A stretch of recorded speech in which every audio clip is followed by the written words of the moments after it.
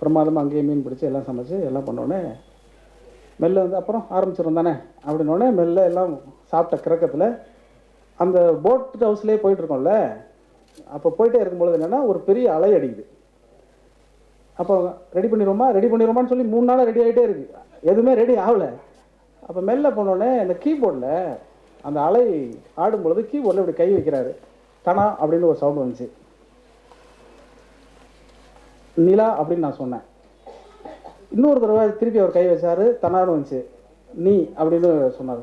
நிலா நீ வானம் காற்றுங்கிறது இருக்குல்ல, அது சும்மா ஓசைக்காக அது மெல்ல அசைய அசைய கைப்படப்பட நிலா நீ வானம் காற்று அப்படின்னு சொல்லிகிட்டே இருந்தோம்.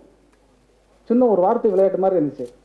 சேரன் உடனே ரொம்ப ஒரு நல்ல இயக்குனர் அப்படிங்கிறதெல்லாம் எங்கே முகிழ்க்குங்கிறது ரொம்ப முக்கியமான விஷயம். அவர் உடனே சொன்னார், இந்த சொற்கள் வந்து விழுந்த சொற்கள் இருக்கு இல்லையா, இந்த சொற்கள் எல்லாமே காதலோடு இருக்குல்ல அப்படின்னாரு.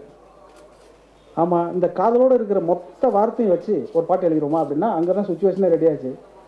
சாப்பிட்டுட்டு தெரியாமல் கீபோர்டில் கைப்பட்டால் அதுதான் டியூன் ஆச்சு. அதான் நிலா நீ வானம் காற்று அப்படிங்கிற ஒரு பாட்டு. அது உடனே அந்த பாட்டு வெளிவந்து அது மிகப்பெரிய வெற்றி அடைந்து தமிழ் உணர்வை எல்லாம் நீங்கள் கொப்பளிக்கும் அளவுக்கு இந்த பாட்டில் எழுதியிருக்கிறீர்களே, அது ரொம்ப ஆச்சரியகரமாக இருக்குல்ல. எனக்கு கடிதம் எழுதுவாங்க, அப்போ தான் எனக்கு தெரியும் சாப்பிட்டது செரிக்காமல் கை வச்சு சும்மா வளர்ந்ததெல்லாம் தமிழ்நாட்டில் பாட்டாக கொண்டாடிட்டாங்களே அப்படின்னு எனக்கு தோணும்.